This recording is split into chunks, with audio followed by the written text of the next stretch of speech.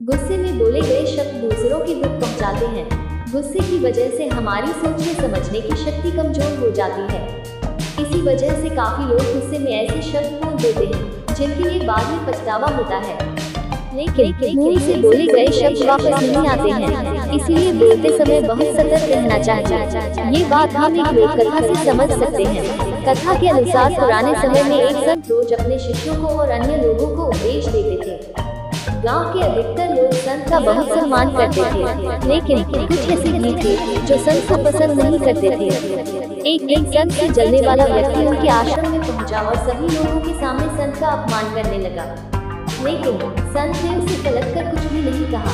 जब वह व्यक्ति बोलते बोलते थक गया तो चला गया। गांव के लोग ये देखकर बहुत दुखी थे। संत ने अपना प्रवचन फिर से शुरू कर दिया।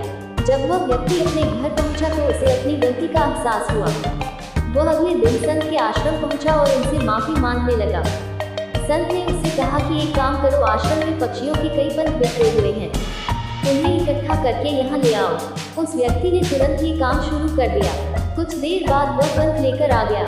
संत ने उससे कहा कि अब ये पंख अपने नगर के बीच में रखाओ। वह व्यक्ति संत की आज्ञा मानकर नगर के बीच में पहुंचा और सभी पंख रखकर संत के पास पहुंच गया।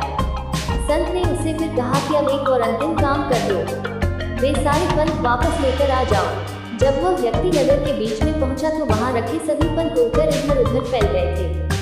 सभी पंखों को इकट्ठा कर पाना उसके लिए बहुत मुश्किल था। वो खाली हाथ ही संत के पास पहुंचा और पूरी बात बता दी। संत ने उससे कहा कि भाई, ठीक इसी तरह जब हम गुस्से में होते हैं तो जो कुछ भी बोलते हैं वह दूसरों को दुख देता है। जब हमारा मन शांत होता है तब हमें गलती का एहसास होता है, लेकिन तब हम कुछ भी नहीं कर सकते हैं। जिस तरह सभी पंखों को इकट्ठा कर पाना संभव नहीं है, मुंह से निकले शब्द वापस नहीं लिए जा सकते हैं। इसलिए गुस्से से बचना चाहिए और कुछ भी बोलते समय बहुत सतर्क रहना चाहिए।